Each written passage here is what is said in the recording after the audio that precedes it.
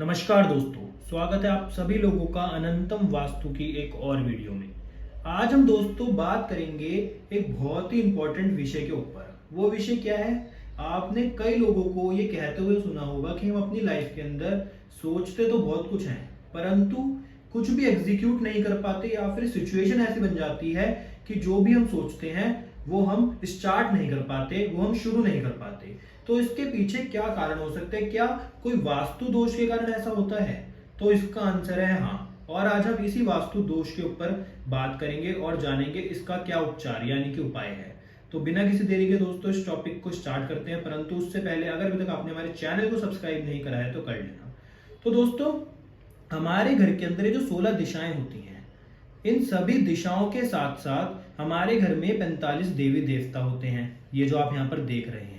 और जैसे इन 16 दिशाओं के कोई ना कोई एट्रीब्यूट होते हैं, वैसे ही इन सभी देवी देवताओं के भी अपने कोई ना कोई एट्रीब्यूट होते हैं जो हमारे जीवन में अति आवश्यक होते हैं, बहुत इंपॉर्टेंस रखते हैं।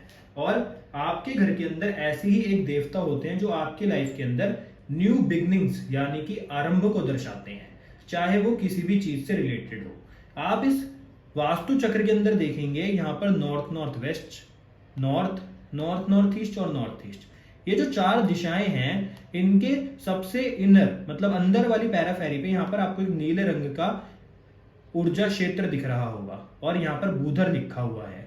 और यही ऊर्जा क्षेत्र है जो आपके जीवन के अंदर न्यू बिगनिंग्स को दर्शाता है, यानी कि जो बूधर नामक देवता है वो हमारे जीवन में न्यू बिगनिंग्स और आरंभ को दर्शाते हैं, चाहे वो किसी भी फील्ड से रिलेट करता हो।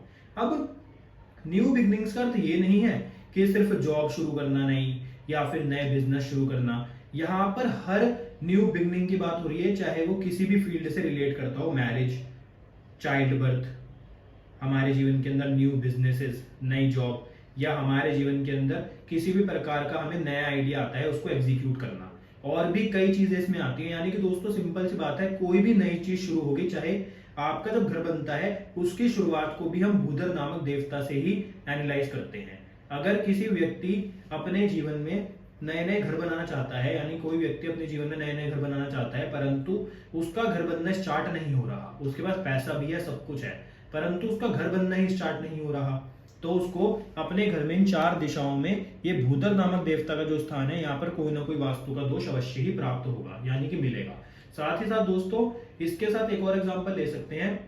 मान लीजिए हर व्यक्ति को अपने जीवन में तरक्की और सफलता प्राप्त करनी है, और हर व्यक्ति नए नए बिजनेसेस के बारे में सोचता है या फिर कोई नया काम स्टार्ट करने के बारे में सोचता है, परंतु उसके पास प्रॉपर आइडिया है, उसको पता है करना कैसे है, उसको हर चीज की नॉलेज है, पर वो स्टार्ट नहीं कर पाता, शुरुआत ही नहीं कर पाता। जब शुरुआत ही किसी चीज की नहीं होगी तो आप उसमें सफलता कैसे प्राप्त करोगे?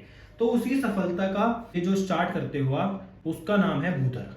जो भी आपके जीवन के अंदर स्टार्ट नामक शब्द आएगा, आरंभ नामक शब्द आएगा, उसको बूधर नामक देवता ही दर्शाते हैं, और उनके ऊपर बूधर नामक देवता का ही अधिकार है। तो आपके घर में अगर इन 4 दिशाओं में कोई भी दोष होगा, यानी कि बूधर नामक देवता के स्थान पे कोई टॉयलेट आ गया, वॉशिंग मशीन आ गई, फ्रिज आ गया, या फिर यहाँ पर आपका डस्टबिन आ गया, तो आप समझ जाइए कि आपके घर के अंदर कोई भी चीज नई स्टार्ट होने में जो समस्या आ रही है वो इसी के कारण की वजह से आ रही है। तो आपको सबसे पहले तो इन चीजों को यहां से हटाना है।